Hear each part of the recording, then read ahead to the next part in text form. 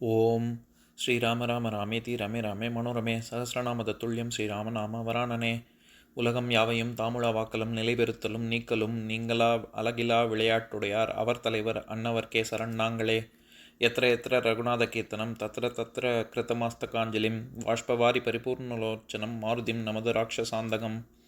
அஞ்சிலே ஒன்று பெற்றான் அஞ்சிலே ஒன்றை தாவி அஞ்சிலே ஒன்று ஆறாக ஆரியர்க்காக ஏகி அஞ்சிலே ஒன்று பெற்ற அணங்கை கண்டு அயலாரூரில் அஞ்சிலே ஒன்றை வைத்தான் அவன் எம்மை அழித்துக் காப்பான். இன்னைக்கு நம்ம கம்பராமாயணத்துல பாலகாண்டத்துல மிதிலை காட்சி படலத்துல 112வது பாடல் பார்க்க போறோம். காணிடை சிறிது வைகள் கழித்து ஓர் நாள் கௌசிக பேர்கோன் இனிது உரையும் சோலை குறுகினன். குறுக அந்நான் ஈனன் நீ யாவன் என்னை நேர்ந்தது இவ்விடையில் என்ன மேல் நிகழ் பொருள்கள் எல்லாம் விளம்பினன் வணங்கி வேந்தன். இதுதான் பாட்டு. இப்ப நம்ம பதம் பிரிச்சு பொருள் பார்க்கலாம். காணிடை வனத்திலே சிறிது வைகள் கழித்து சில நாள்கள் போக்கி ஓர் நாள் ஒரு நாள் கௌசிகன் பேர்கோன் கௌசிகன் என்ற நாமம் பெற்ற இவ்வரசன் இனிது உரையும் இனிதாக தவம் செய்து வசிக்கிற சோலை குறுகினன் சோலையை திரிசங்கு நாடிச் சேர்ந்தான்.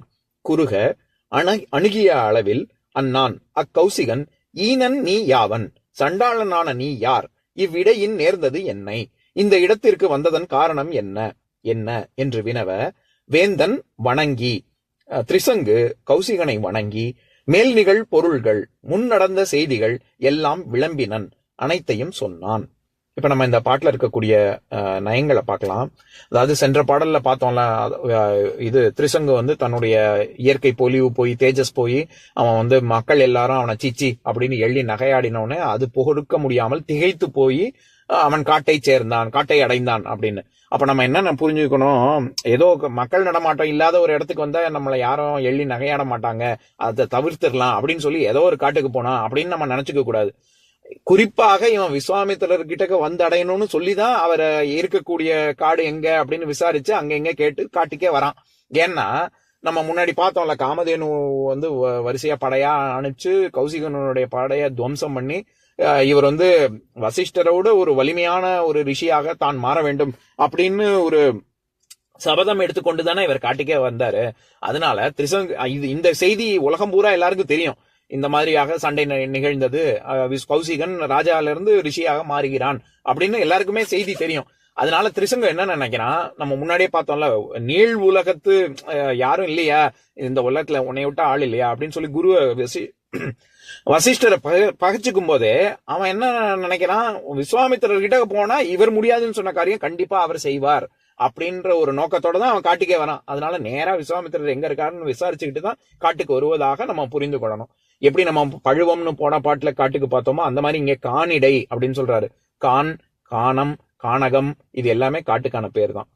அப்படி ஒரு சிறிது வைகள் கழித்து, வைகுதல் அப்படிங்கறதே நம்ம கான்ட்ரனிம் சொல்முரண் பார்த்தோம்ல, அதாவது இடுதல் படுதல் அப்படிங்கிற சொற்கள்லாம் ஒரே சொல் அதனுடைய எதிர்மறை பொருள்லயும் வரும் அப்படின்னு. அப்படிப்பட்ட சொல்முரண் கொண்ட சொல் தான் வைகல்ங்கிறது. இந்த இடத்துல ஒரு நாள் அப்படி வைகரைங்கிற பொருளை குறிக்காம வைகல் அப்படின்னா நாள் அப்படிங்கிற பொருள்ல தான் இங்க வருது. ஒரு நாள் அப்படின்னு சொல்லாம ஓர் நாள் அப்படின்னு சொல்றாரு. இது நான் எப்பவுமே சொல்ற வலுவமைதி தான். அதாவது திரிசங்கு தன்னுடைய பூத உடம்போடையே தேவலோகத்துக்கு அடைய போறான். அப்படிப்பட்ட ஒரு முயற்சியில ஈடுபடக்கூடிய ஒரு நாள் ஒரு சாதாரண நாளா இருக்க முடியுமா என்ன? அந்த மாதிரியான ஒரு நாள் இதற்கு முன்னாடி யாரும் அந்த மாதிரி ஒரு அட்டெம்ப்ட் ஒரு முயற்சி பண்ணதே இல்லை. இதுக்கு முன்னாடியும் பண்ணதில்லை, இனியும் யாரும் பண்ண போறது இல்லை. அதனால ஒரு ஈடு இணை இல்லாத ஒப்பற்ற நாள்ங்கிறதுனாலதான் ஓர் நாள் அப்படின்னு சிறப்பிச்சு சொல்றாரு. கௌசிக பேர்கோன் இனிது உரையும் சோலை குறுகினன் அப்படின்னு சொல்றாரு கம்பர். குறுகுதல் அப்படின்னாலே நம்ம குறுக்கு வழியில போயிட்டோம் அப்படின்னு சொல்றோம்ல. அப்படின்னா என்ன, சென்றடைவதற்கு குறுகிய காலம் எடுக்கக்கூடிய ஒரு வழி, அதைத்தானே சொல்றோம். அதனால குறுகுதல் அப்படின்னாலே ரொம்ப அணுகுதல், கிட்ட நெருங்குதல் அப்படிங்கிற பொருள். குறுகினன் குறுக அண்ணான் ஈனன் நீ யாவன் அப்படின்னு விஸ்வாமித்திரர் கேட்கிறாரு. நான் ஏற்கனவே சொன்னேன், சண்டாளன் அப்படின்னு சொல்றது அது ஏதோ ஜாதி பேரு அப்படின்னு அர்த்தம் கிடையாது. இந்த இடத்துல ரொம்ப கீழ்த்தரமானவன் உன்னை ஆளை பார்த்தாலே தெரியுது இல்ல, அதாவது ரொம்ப கருகி போய் ஒரு ஒரு பொலிவு இல்லாம மாசடைந்து அப்படி இருந்தான் அப்படின்னு பார்த்தோம்ல, அந்த அர்த்தத்துலதான் எடுத்துக்கணும். அந்த 2 பாடல்களுக்கு முன்னாடியே சொன்னேன்ல, பள்ளன் பறையன் அப்படிங்கிறது அது ஜாதி பேரு, அவர் செய்யக்கூடிய தொழில் பேரு. அதை நம்ம மட்டமா ஏதோ சமூகம் திட்டுவதற்கு பயன்படுத்தினா அது சொல்லின் குற்றம் இல்ல, சமூகத்தின் குற்றம் அப்படின்னு. அந்த மாதிரி இங்க ஈனன்னா, இந்த ஈனம்ங்கிற சொல்லே எதுல இருந்து வந்தது? சமஸ்கிருதத்துல ஹீன அப்படிங்கிற சொல்லுல இருந்து தான் வந்திருக்கு. இப்போ இங்கிலீஷ்ல கூட யாரும் ரொம்ப அருவருக்கத்தக்க கூச்சப்படுகிற கூட அளவுக்கு இருக்கக்கூடிய குற்றங்கள் செஞ்சா ஹீனஸ் கிரைம்ஸ் அப்படின்னு தானே சொல்றாங்க. இப்ப கூகுள் எடுத்து ஹீனஸ்ங்கிறதுக்கு சொல் வேறு எது அப்படின்னு பார்த்தா ஏதோ German old French word hair அதுல இருந்து வந்திருக்கு. அதாவது ஹேர்னா டு ஹேட்னு அர்த்தம் பிரெஞ்சுல.